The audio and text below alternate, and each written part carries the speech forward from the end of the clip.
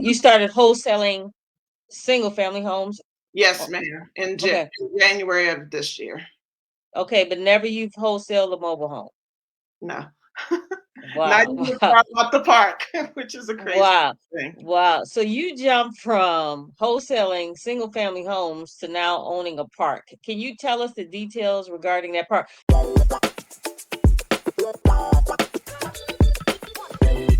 All right. This is Kelly from Hills, Deals, and Wheels Mobile Home Investing Course available on Vimeo. And today we have Miss Shanika Proctor, who is a mobile home park owner, correct? Yes, ma'am, that is correct. All right, Shanika, I greatly appreciate you coming on here and sharing your knowledge with my students. So go ahead and introduce yourself if you wouldn't mind. Okay, I'm Shanika. I'm from Washington, D.C. originally, the city, not the state, not the suburbs. And 8 years ago, I moved to Colorado. Yeah, and um, August 19, I mean, August 2013. So I moved Okay. here before recreational marijuana became legal. And then after that happened, then everybody moved here with me. And they're still moving here 8 times a month. Okay. So how were you ever a mobile home investor? Not the park. I'm talking about you never invested in a mobile home. No, it's something Okay. that was on my radar when I first started real estate investing, which was September of 2020. So that's when Okay. I incorporated my business, but I didn't actually start pursuing real estate investing into January 2021. So this year is when I started Okay. actually marketing and pulling a list and trying to contact homeowners Okay. to buy their home. I started in wholesaling. Not sure if Okay. your viewers know what that is, but Right. Yeah. yeah. You started wholesaling single family homes. Yes, O- ma'am. In Okay. January of this year. Okay, but never you've wholesaled a mobile home. No. Not Wow. even Wow. far off the park, which is a crazy Wow. thing. Wow. So you jumped from wholesaling single family homes to now owning a park. Can you tell us the details regarding that park? Well, first of all, me and you have something very similar. Mhm. I invest with my brother and you invest with your siblings too as well, correct? My brother is my business partner on paper. Okay. However, my whole family has started to get involved. So my 17-year-old niece actually is on a flight right now to the Jake and Gino multifamily conference with my Okay. brother. But then my sister's son, he joined us when he was 17, and he's doing acquisitions for us. All right. All And right. my other Okay. siblings, they serve as like bird dogs, and my dad is a bird dog as well because they're all in different parts of the state. So Okay. But so initially when you got into the mobile home business, was it your plan to jump from not doing any mobile home deals right into the park or no, how no, because that's a big jump. it is, That's a big it is. okay. Okay, so I was in residential, and this is crazy. I made my beginning of the year goals, and I said I'm going to get $1 million in my first year of doing wholesaling or assignments because I'm like, I come from a sales and marketing background, and I'm going to translate it into this industry of real estate investing. But it didn't actually happen that way because it's a lot more moving parts once you get Okay. started. And in my direct sales, I knew those industries for a long time before I started doing sales, where this, I was learning the industry at the same time trying to do sales. And in real estate investing is so many paths, like whether you're a realtor, you handle the situation a little differently, wholesaling, fix and flip, buy and hold. Like it's so much just to learn in general. So I said, I'm going to Mhm. start with wholesaling because people say, that's usually the path you would take, a wholesaler or realtor. So I was doing that, making my cold calls every day, doing SMS. Anyone who works in wholesale and real estate investing knows this is kind of how the game is supposed to work. But Mhm. 6 months passed. So I was now into June, and I still did not have one single family home Wow. closed under assignment. I got a lot of deals that went close to the finish line, but then like it fell through at the end. I was getting discouraged about wholesaling. Is this even a match for me? But not about real estate investing. So I said, Okay. let me look at if there's another path that I should try. So then I saw Robin Crawley, the mobile home queen. Hmm. Saw her post last fall, which I considered at the beginning, but never went through with it. I said, I just need to learn one thing, and the popular thing seems to be everybody doing single family homes. So that must be the proven thing. So that's why I ended up there. But then I said, I'm going to go back to what my gut said, and I'm going to try mobile homes, Okay. wholesaling, not buy, All right. just wholesale. All right. All right. So at the end of June, I joined her group on Facebook. At the end of June, I invested in her course. Okay. And it took me like 2 weeks, I think. I got my my mobile home wholesaling course completed. My mobile home site launched. I started marketing. I got a deal under contract right away, but then the couple who did the contract with me got COVID. So you couldn't Okay. have any, and they owned the mobile home on their land, but they didn't want anyone to come to their property at all. So That's strange. yeah, How's that work? yeah. So they Wow. said, "No, we don't want to be here because it was out of state. So I would have needed Okay. them to like work with the bird dog, etc. They said no, we don't want to see anyone. So Mm. a few weeks pass. Meanwhile, I'm still marketing, and I get connected with a guy in a multifamily group that I belong to, and it's Mm. just like a general group. And he said, "Oh, like I'm seeing that you're doing this in mobile homes, working with mobile homes." He had a park deal, so he's like, "Would you be interested in going in a park 50-50?" And it was because he was an introverted person, and I was just kind of marketing, trying to get a mobile Right. home sale, not a mobile home, Right. not by park. Right. So he just Mm-hmm. saw that that part of my personality might be good, like complimentary for him. Mm-hmm. So then Okay. that's how the discussion opened up about the park. But at that point, I still hadn't done my first actual mobile home flip or Okay. sale deal. Yeah. Right. Okay. And so you two guys connected. And can you give us some details regarding the park? The park was in the Blue Ridge Mountain in Southwest Virginia.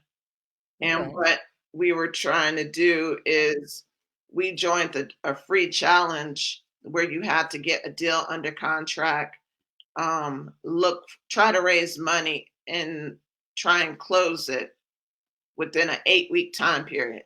So this was on day one or day two of that 8 week challenge that I belonged to. Mm-hmm. That this guy mentioned, oh, he had a deal. So then he said, I live in this area and I know it well. There's a park that was um, offer on market, like it was listed through the MLS, and the park owner was trying to sell it for over a year, maybe like almost a year and a half. But Mm-hmm. because it was in a kind of rural area in a mountain town, and the town is small, like under 10,000 people, maybe it's closer to like 5,000 people. Um, they just didn't have anyone who wanted to make an offer on it, and the owner wanted to just be done, retire and move on with their life.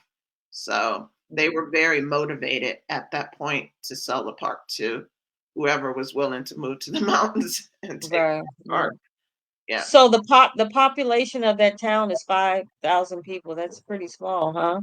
Yeah. It's also risky. Like normally, even if I was doing a regular wholesale deal, I would not likely work with a property, not just a park, but a property there. But the reason why I decided to pursue it because this man owned the only property management company within like a 50-mile radius. Right. Right. Right. So Right. he Right. already knew the market extremely well.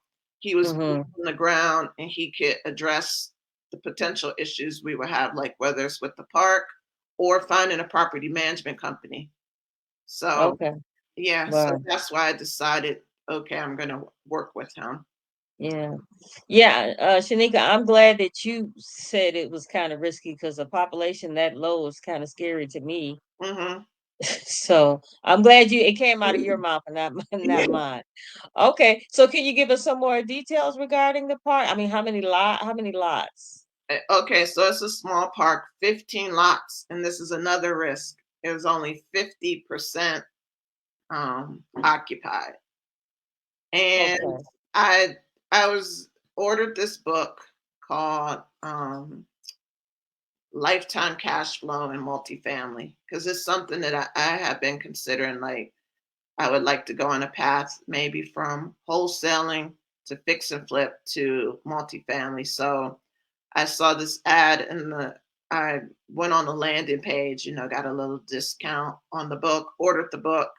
I started reading it. And one thing in there was about look for properties if it's commercial to have 80% or higher right. occupancy already and have a growing population, et cetera, et cetera. So this was already having a lot of red X's. Hey, you said it, I ain't said a word, I'm just listening. It had a lot of X's on it. But I'm seeing a whole lot of dollar signs right now though. yeah, however, this Uh-huh. man who partnered with me on the deal, he had just purchased a park in December. So 8 months prior, he purchased a park with another partner, and he had already was in the process of doing a cash refi out, and the other park was almost identical, just 8 miles away.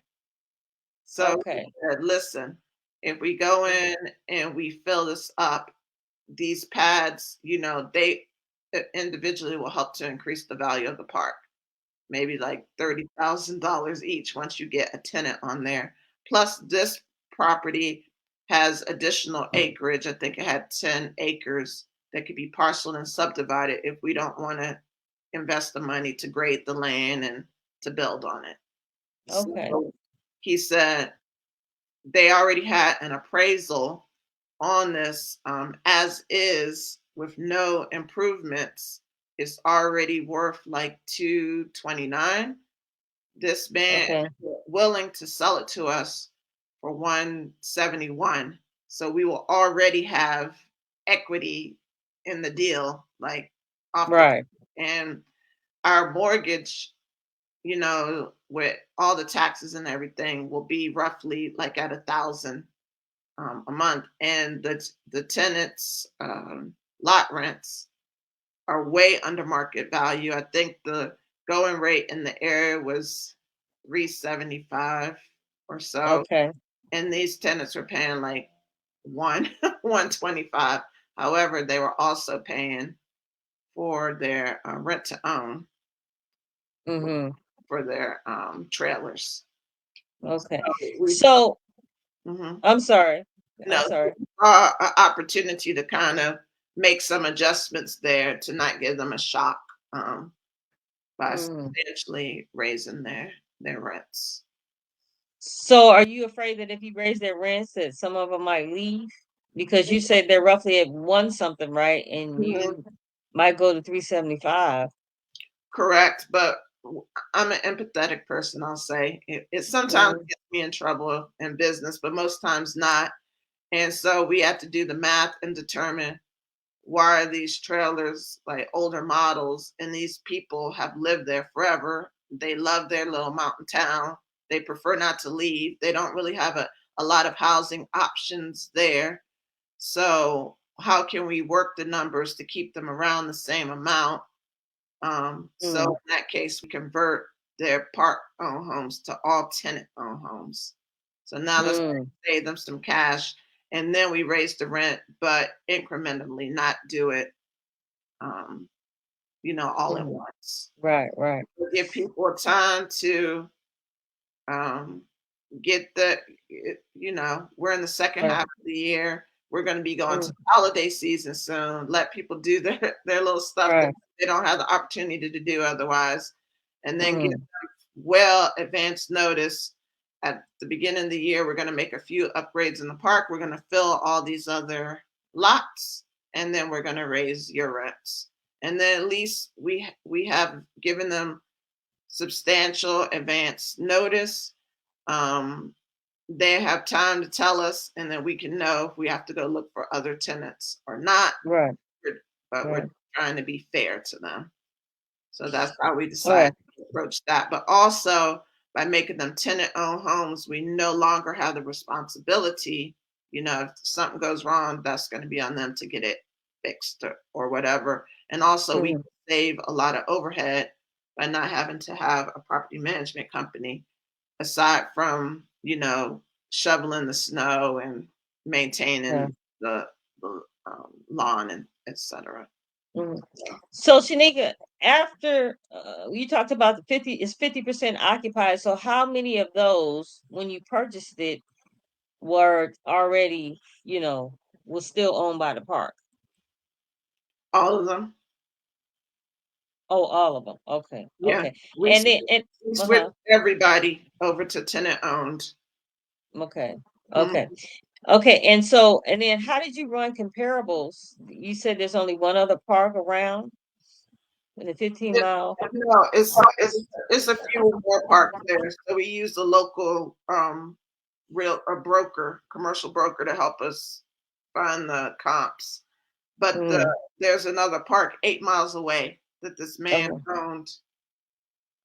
So we know what the potential would be after we filled the lots and what the Okay. rebound was, because he had already gotten to the point where he updated the park in 8 months, got the new ARV, and it was very equivalent. Like his was 17 pads and ours was 15 pads. It's Okay. the same borders, of the tenant. So Okay. we had Same age of homes too? yeah, Same age? Okay. yeah. And what is But the most age of of your the different homes? people, they date back to the 70s, so they're older homes, the Okay. 70s and the 80s. Yeah, and Okay. they're like, why are people still renting Right. renting these homes? Right. So Right. And so even though the park is 50% occupied, the other 50%, is there an actual home there or is it an empty lot? it's pads on the lot. So the pad, Okay. that wouldn't be an expense for us, because for us to create the pads, it would be 5 to 8 grand each. Mm-hmm. However, for us to fill the pads, it would give a potential of 30 grand additional per pad, increase the park value. So we're Okay. like, okay, so if Okay. we fill these 8 empty pads, that adds 240 value to our park, not Mhm. included, not including the wooded area, and not including, we're gonna put the asphalt down because it was Okay. gravel. So there's other ways we could improve the park. So that effectively, to do all of that work, it would take the value of the park down to the high 400s. Okay. Yeah. All right. And so is there any amenities there at the park? No, just the location itself is quite beautiful because it sits like on a hilltop, so you Mm, overlook the valley and the town. And the person who originally had it, they maintained it very well. So the lawns and everything were manicured, very green. mm, The mm. housing is spaced out, so people, if they want to grow a little garden or do anything like that. Yeah. Okay. And it was accessible to the downtown. It was like 20-minute drive to get to the bottom of that hill to the town. So Okay. And the surrounding area, what do you have, like a car industry? Where are these people working? just in the town, and that's another thing. Just They have to travel probably an hour or more mm-hmm. outside to look for work. So that's another factor why Yeah. would make it Mm. risky. So it's not really risk. It's not really an industry aside from tourism. However, that's only going to be seasonally. So in the winter, nobody's going to the mountains. Right, right, right. And so what about the electricity? Is it above ground That or I is it don't know. I don't know about how the infrastructure was set up. but you've been to the park or you haven't yet? No, I have not been to the park. Yeah. I would be curious if it's, above ground or below ground. What about the is it septic tank by chance? Yes. I mean, we Okay. prefer city, but Yeah. that area is a bit rural. So Right. Wow, this this is I a know interesting deal. it So is. what do you But guess plan what? to Guess go what? ahead. We already filled like 4 of those lots. Okay. Since And so how did that come about? it's a waiting list in the town of people needing housing. Yes, Wow. it is. Wow. It's I wouldn't say well like gentrified so much, but it is a popular destination for people traveling between like Virginia down into the North Carolina mountains into Tennessee. So Mhm. it's kind of like an in between point for a lot of the tourism in the Smoky Mountains and the Blue Mhm. Ridge. Right. And it's kind of like I don't know, like on the Blue Ridge, it's motorcyclists and a lot of families traveling there who want to buy getaways in the mountains. So you have Mhm. influx of people buying second homes there. So Mhm. that's obviously they're going to look for a home. Probably they can fix up because they're going to get a deal in the mountains at this point. You go to a small town, it has this kind of quaint Americana type look in that downtown area. So people are going to be there building their second homes, buying the little homes, but then unless you're going to move out of that area, you don't really have much options. Mhm. So yeah, And, so it's still a wait list for people in wow. that town. And these four homes that you got, is this something that you found and you moved the homes in there? How The did that work? property manager helped to find them. He Okay. found, he found them in the local area. And it was that an expense that you had to pay for? N- Uh, kind of because it's rent to own, you know. Okay. So Okay. it's not like a net expense. It is an upfront expense, but Okay. also we're not looking for the newer units because the park Right. is a little bit older. So Right. you can still get a deal on that, on those units in those kind of rural areas. And it's going to Right. be harder for most people to come from outside because they're going to have to take the units through the mountains to get there. Right. And Right. that's going to be a premium. Right. Yeah. Right. Well, and you know what, Shanika, you got way more experience than I do. All I know about mobile home park investing is what I have read. And I see there's two things very good about this park. Number one, well, you're saying it's like a waiting list. And then number two, you got older model homes in that particular park. So these people probably are not going to be having any mortgages on their mobile home. They'll just be responsible for the lot rent. So that's a win-win situation for you. Would you agree or? Yes, I would agree. And for the Mm, for the newer ones, I mean, the ones not newer, but that we're adding, that provides a rent to own. Um, since it's rent to own, it offers cash flow. So mm-hmm, yeah, maybe you have to put a little money out, get it fixed up, you know. mm-hmm, You right, have to still keep it at a relatively speaking affordable or entry level rate for people to get in there because mm-hmm, the market is very narrow there. right. And what is your long-term goal with this particular park? Because I know some people who Mom, I know a guy who kept a park for one day. He uh, flipped, and then actually me and my brother, we actually wholesale a park that was mixed with RVs. What is your goal? tell you, I'm surprised at people who wholesale commercial successfully. It does Mm-hmm, not make any sense to me. In most of the cases, why they wouldn't stay on as an operator and keep it mm-hmm, lifetime cash flow.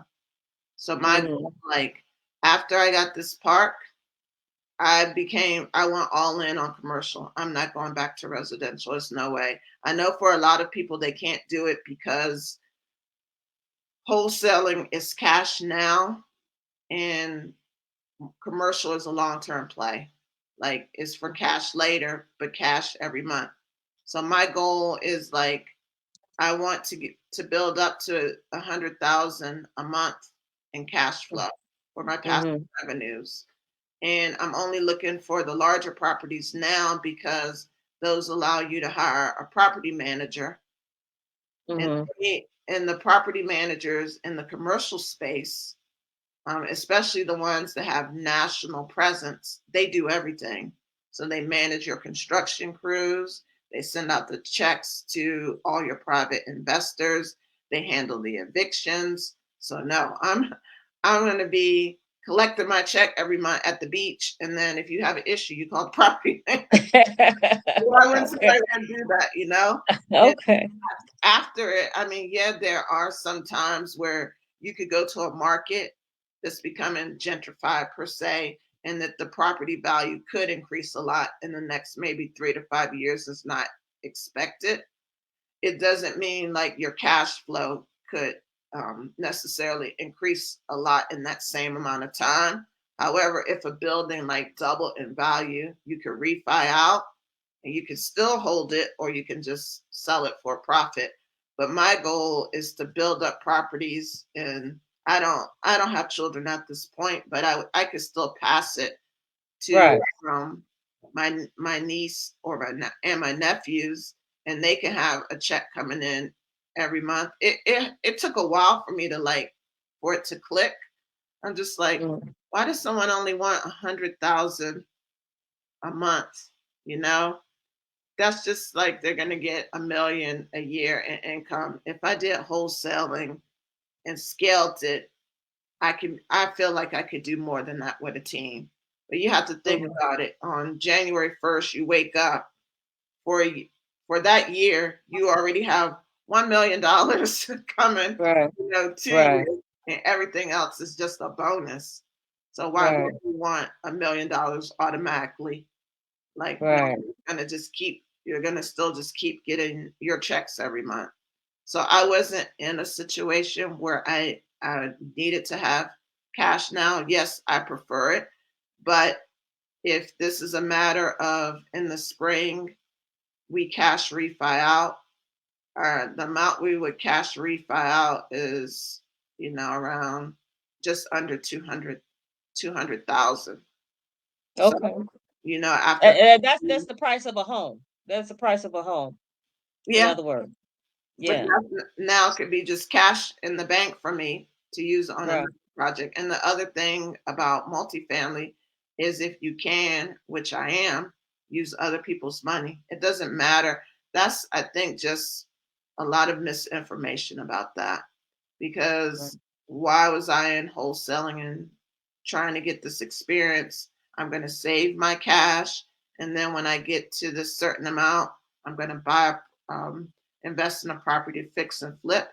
And then if I like it, I may keep it. Well, that's a headache if you think about it. Mm-hmm. How long would it take you personally to save the money to buy 25 homes? You're the Right. landlord or have to hire a landlord to manage properties all over the place. Most of the people who would be the landlord, do they want to manage homes all over the place? No. When Right. the same amount or less energy, you could get an apartment building with 25 doors all in one place, discounted rent, property manager and landlord lives on site. They're handling everything from day one, and you use Mm. somebody else's money to buy the property. Right. Right. After I just and, about and, that. and you know what? It's funny. One of my students actually sent me a video, and this guy was saying, he just likes to save all of his money, put it in the bank, and then he buys whatever he wants. I'm like, man, the average person don't make a whole lot of money. You're gonna be waiting forever to buy stuff that you want. You know what I'm saying? Especially Mhm. investment property. Yeah. So yeah, I meet so so many women who said they're doing it this way. I'm like, why? Because once you yeah, buy the next property, guess what? you're cash poor again, Exactly. or you buy Exactly. 3 properties, you're cash poor, like you already at your max credit utilization, and Right. you're pulling your hair out trying to do all work with this contractor, and then people don't show up half the time, and you're just Right. stressing yourself out. Well, if you have a whole building with 25 doors, it may be seem scary at first, but how much easier is it going to be to find a company that will come out in that one building and renovate 25 doors than someone to come to your 3 properties and renovate Right. three? It's like they're going to make more money, everything Right. in one place. Exactly. Yeah, Exactly. and you only have Exactly. to deal with that one guy to do all of that Right. stuff. Right. He's gonna prioritize that deal over your single family home. Mhm. Mhm. So yeah, all of my effort now is in raising capital to buy more buildings. And like right now, I'm working on an opportunity in Dallas for like over 100 doors. 2 opportunities in South Carolina with 2 different people, and trying to get zoning approved on land in Indiana to actually build a mobile home park. And all of those 4 partnerships are with 4 different, oh, and one in Colorado too, also to Okay. buy land and build there. So I'm working on 5 different opportunities now at 5 different stages with 5 different partners and All all right. different You stages. doing it. You doing it. So Yeah. tell me something, Shanika. You invested in this mobile home park sight unseen. Did you have any, I'm just nervous thinking about it. Were you Why? nervous about it? Huh? Why are you nervous? I'm just nervous about Somebody else, buying something. somebody did, somebody else did the due diligence, and this I have to tell you. I'm from DC. It's very hard to find an off-market deal there. I live Okay. in Colorado, which I said at the beginning of this broadcast.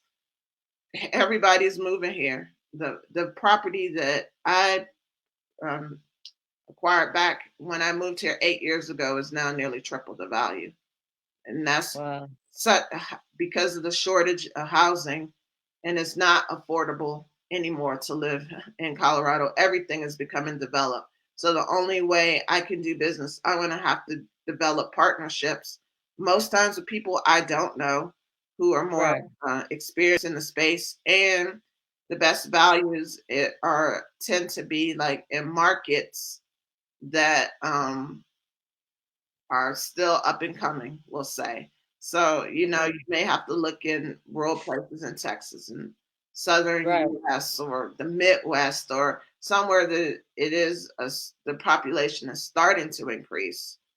But do you Okay. really have the resources to go to all these places and to do it by yourself? No. You have to get on a team of people, and you have to trust those Right. people to do their due Right. diligence, or do your due diligence, because everyone has something at risk on the deal, not just you. So that's the Right. first thing. Go out, find your partners. If you feel like you align, you're confident, get your LLC, because you have to make an agreement for each deal. Get your LLC in writing. Who's responsible for what? Well, this man is introverted, but he's a property management man. He owns a property management company. He's boots on the ground there. I'm the capital raiser because I'm more extroverted. My brother is the construction expert because he came from the design build space. When this opportunity came, we didn't have time to overanalyze everything. It's like it's a deal, and deals are hard to find. So in most cases, you're gonna have to take your decision in 72 hours max. So he brought us Mm. the deal on August 2nd. On August 3rd, we were in the contract, and I was already cold calling and raising Wow. money. Like, I don't even Wow. know the term. He just told me go find some money, so I'm gonna go find some money. Let's get this money. Everybody's saying that. Nobody's really trying to do it. So Right. Right. yeah, And, I'm and you know what, focusing Shanika, we got one statement. Somebody said that you're on fire. Go ahead, girl. That was from Randy Sturgeon. uh, And then somebody else, they don't have their name on here. They said they are close to South Carolina. What type of investment? so what I'm doing in the commercial space, I'm looking for mobile home parks, storage facilities, and apartment buildings. So those are Okay. the three main things I'm looking, not necessarily retail storefronts, but Right. store facilities, um, apartment buildings, maybe 20, 25 doors or more. So that means how many people could live in there?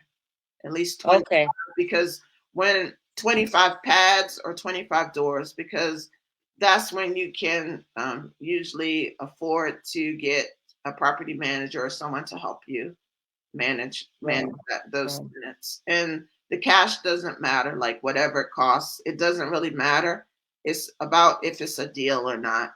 So it should be a distressed property, almost like wholesaling on mobile homes. Look for something that you can improve.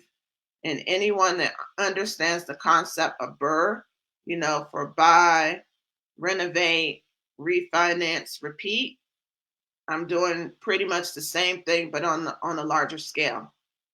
So Wow. buying, Okay. renovating, re-tenant, um, refinance. And re-tenant Mm, doesn't necessarily mean displacing the tenant. It's increasing their rent to the fair market value. So mm. getting them in another mindset, like they're actually paying what that market rent is. But in exchange, like on apartment buildings, yes, I am trying to create more amenities there, whether it's a playground for their children, a laundry facility so they don't have to leave the site, whatever Mm-hmm. other ways that, or a community area. So Right. in those apartment buildings, I'm actually looking of how it can provide a better quality of life and still try and be fair um, to them, Okay. what their rents will be. So that's the type of properties um, that I'm looking for, and ideally direct to the seller. We can work with commercial brokers, but then you'll also have, you know, you'll have to pay them their commissions. But sometimes they can bring good deals as well. So you want to reach out to commercial brokers and see if something has been on the market for a while, and use Mm-hmm. that as a factor. And one thing that you don't want to do is, I'm seeing something common even in just my short time here. This is what it could do. This is, they Mm. try to sell you more on the opportunity than what exists. So Right. you're trying to buy based off lowest risk, because especially if you raise money, the investors are getting pitched all the time on good ideas or how much something could make. No, they want to know the history. Why is it not performing well? Is it poorly managed? Are the rents already too high there and you're saying you can raise it more, but that's not how much the rents are going for locally? Is it never been updated and you have room to improve it and still charge a reasonable amount for the rents?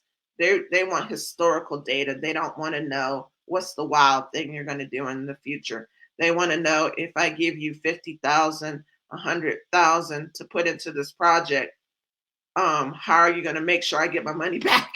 Right. So Their money back and then some.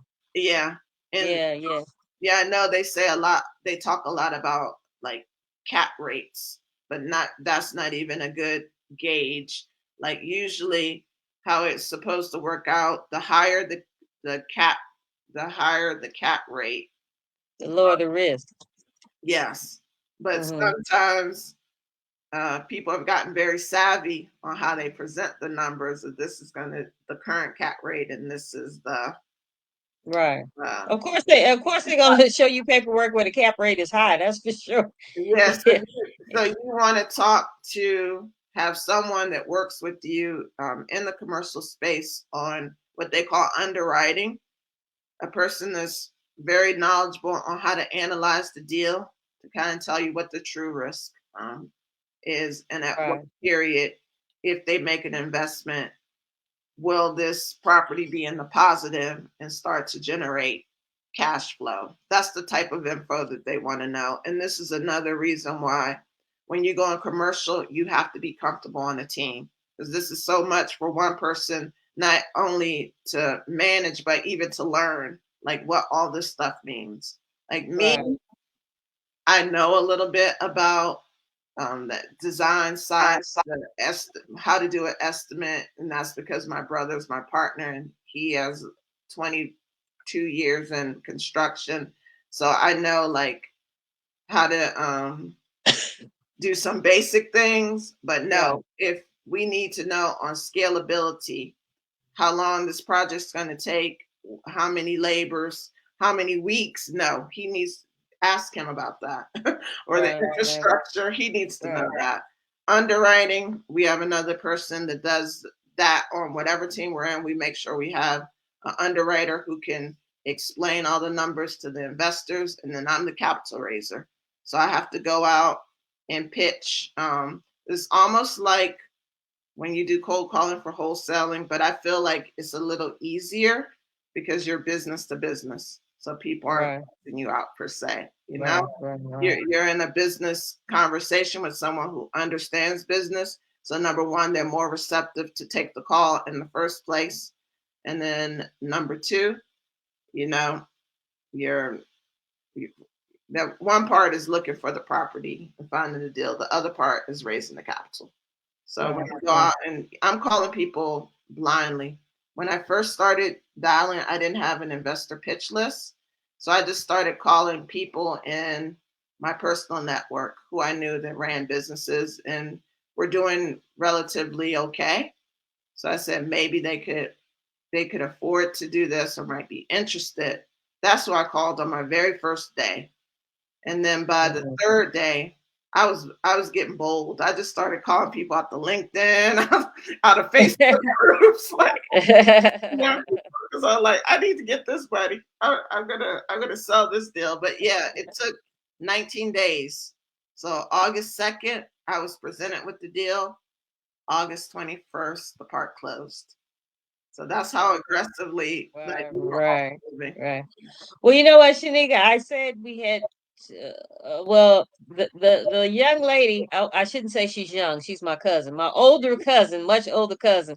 That's the one who made the comment about South Carolina. Yeah, that's the one who made the comment about South Carolina, and I'm sure she'll be contacting you because she's actually a realtor. Okay. So yeah, so she'll be contacting you if that's okay. I love South Carolina. That my mom Yeah. is in Pickens. All right. All Love right. So I got a couple of questions here. So the lot size, is there a restriction on how big the mobile home could be in your particular park? No, but in order to get that information, you have to call the zoning. So they, Okay. they have their restrictions for the use of the land, how far it Hmm. needs to be back from the road, et cetera, et cetera. So that's Okay. going to vary on a park to park Yeah. basis. But these mobile homes that you drug in, Or did single you know? wides, they're all Yeah, but single wides come in different lengths. So did you know what the length had to be, or you didn't know? Okay. All different. right. And is this going to be an investor friendly park? I don't. I'm not sure that it will be investor friendly because we're not really expanding it, and the guy who's the property manager is also a builder, so he can Okay. do any of those services there for this specific park. But I feel Okay. that if I got a larger park, yes, it would be investor friendly because Mm, the mobile home community is still relatively small. So you have right. to collaborate and work together because it's such so difficult to find movers, Right. handymen. So I think Right. it's better if the margins are there and the opportunity is there to make it Mm, investor friendly so people can all right. benefit together. Right. Right. And But for those of you who are not following what I'm, go yeah, ahead. I'm sorry, Shani. yeah, I was gonna say even on that point, um, it's best if investors can partner and go in on parks together because what I've been finding is a lot of the parks are bought up by like the hedge funds and the private capital, making it difficult to compete in the space altogether. Mm, So I right. think if you're an investor with a park, and it's a substantial size, maybe 40 pads or more, you should look into how you can partner with other investors to get more parks. Because otherwise, you'll both just get beat all the time by the hedge fund who Right. pay over the market value to get a deal. But what I was gonna say for those of you guys watching, if her park was going to be investor friendly, you have at least four more empty lots, correct? Yes. So, somebody could drag a home in there, Hmm. and then you collect the lot rent and they'll Hmm. collect the mortgage off of the mobile home. Right. Yeah, so that would be a win-win situation. Hmm. So this is an important question. What about license? Do you have a license now No, that you're a park owner? no, well, I leave all that to the property manager. Okay. No, I didn't personally get a license. I just signed the LLC of what Mm, we collectively as a partnership. right, Yeah. right. And so what is your 5-year goal from here? Concerning mobile home parks, what is your 5-year goal? My 5-year goal is the scalability of my 6-month goal, which is to go and find land to build a park. So to Okay. have multiple parks, because I think that's the greatest opportunity right now. Like Mm-hmm. having it's a lot of work and can be very expensive to go out and have to redo what somebody else ran to the ground, you know? And I'm Mm-hmm. seeing that the prices are pretty comparable if you have to go out and buy land and build your own pads. And Mm-hmm. that's if Yeah. you're going in terms of tenant owned. Relatively Mm-hmm. speaking, it's inexpensive to build a park because you typically are not in a major metropolitan area. So the land you can still find pretty reasonable as long as it's within an hour driving distance to like a major city or airport or major employer. Mm-hmm. Mm-hmm. So So, especially like if you're looking all throughout the Midwest and even some markets in the Southeast, as long as they're not coastal, yeah, okay. it's still relatively inexpensive to go get land and build pads. But I'm trying to do it now. Like I don't Right, know. right. That's why, like all the questions Right. you ask me, like I don't know. Right. I don't do all the details in our partnership, but I'm still Okay. contacting the zoning people in Indiana, finding out if I can get approved to build a park there. And if they send me an answer yes, I'll go raise the money and go build. The land I'm looking at is around 7, 8 acres. So Okay. I'm trying to Well, build that's maybe, pretty big. yeah, Mm-hmm. but I'm not trying to fully develop it, but at least put 50 pads on there and then leave a little space open to determine if I would build more pads or if I would make some community space there. Okay.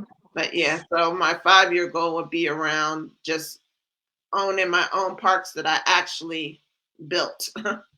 Okay. Yeah, and Okay. then to get to that goal that I mentioned earlier about the 100,000 a month in cash flow. All right, so it looks like Randy Surgeon says park ownership is my end goal in this space. Thanks for the inspiration. And then once again, my cousin Jackie said that she has a cousin that has land in North Carolina. Are you interested? He's willing to sell. So Nope, Jackie's on you already. Jackie's trying to be a park owner too. Jack, I'm trying to get Jackie in the mobile home business. I don't know. It's like pulling teeth. I love her to death. It's like pulling teeth. I'm trying to get her. It's a risk. I'll tell you how my family got involved. Everyone, they were just, I don't know. I have very supportive family. We all work well together.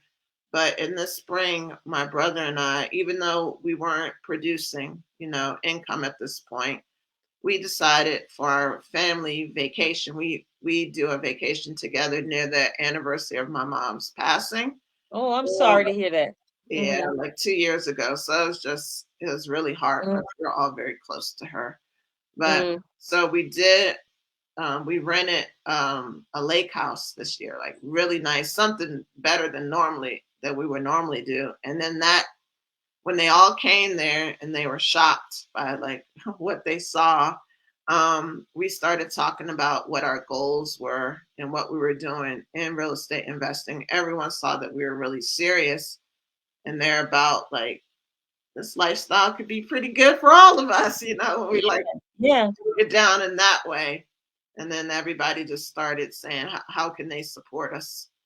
And we just started saying, you could do this type of job. And we just started to define it for them based off their personalities.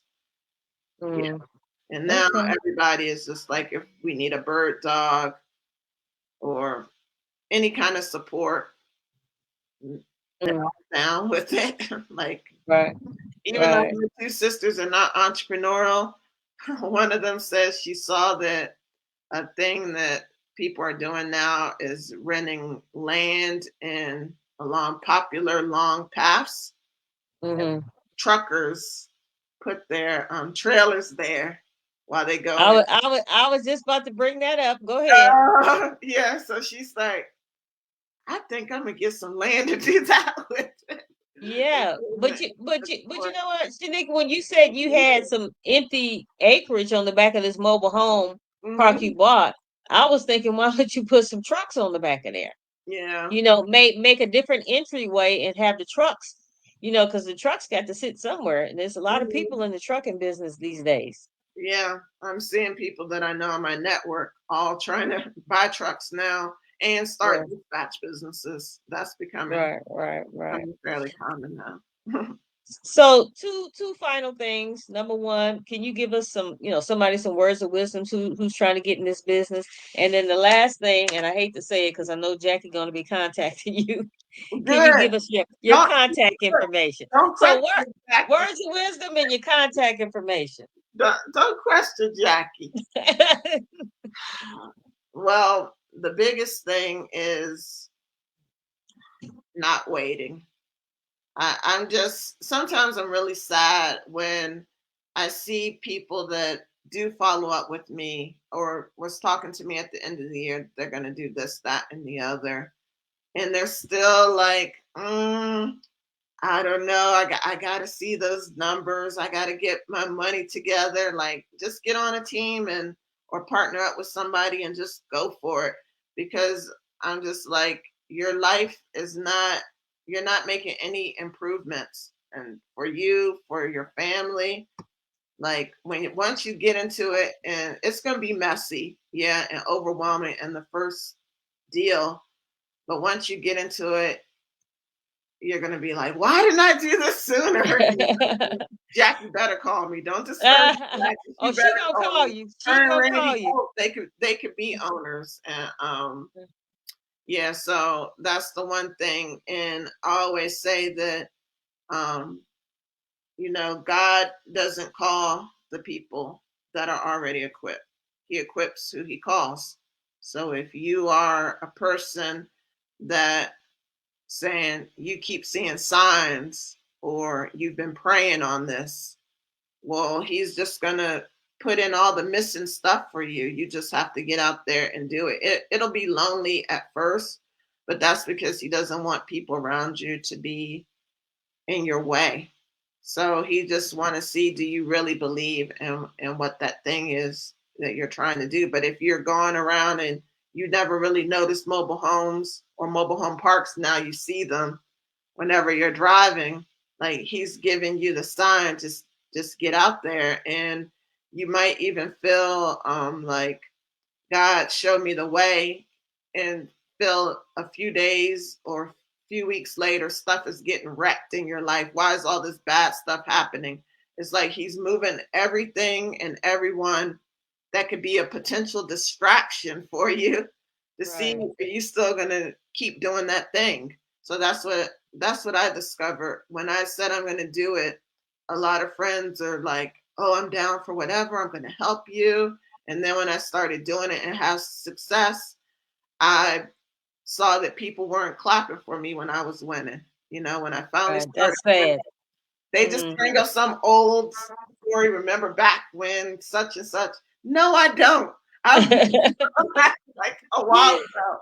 And like, Wow. a lot of people starting to fight and they feel like they're gonna be left, or they sabotage themselves to try and make it feel like you didn't want to deal with them anymore. And I'm Right, like, right. that is emotionally exhausting. So just if Yeah, you have belief and you're getting signs, it doesn't normally work out the way that you imagine. I didn't think like January 1st to June 30th, I do $1,000. I think I did 1,500 an assignment, but then from July 1st to now, my like net worth already is like right at seven figures, like 940 something. Like it can wow, happen that fast that you can wow. start to get Well, I mean, that is traction. inspiration in itself. That's amazing. Hmm. That's amazing. And you know what, Shanika, I don't know when you're not actually dealing with, single mobile homes. I'm dealing with single mobile homes. When I'm driving down the street and call me crazy. Sometimes I see something to say T-Mobile or anything with mobile. I always think about mobile homes. I'm never Yeah, thinking about cell phones. It's yeah, crazy. And then I pull over. I'm like, oh damn, that's T-Mobile. That ain't nothing to do with yeah. no mobile home.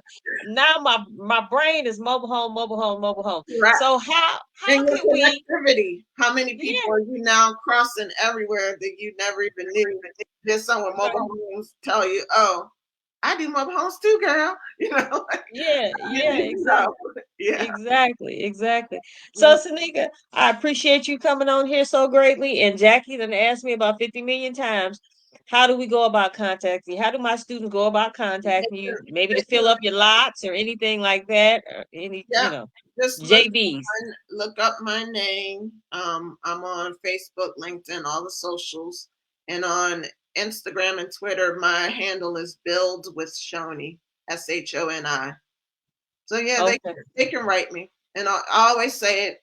I always tell everyone this. It doesn't matter if it's about mobile homes, housing.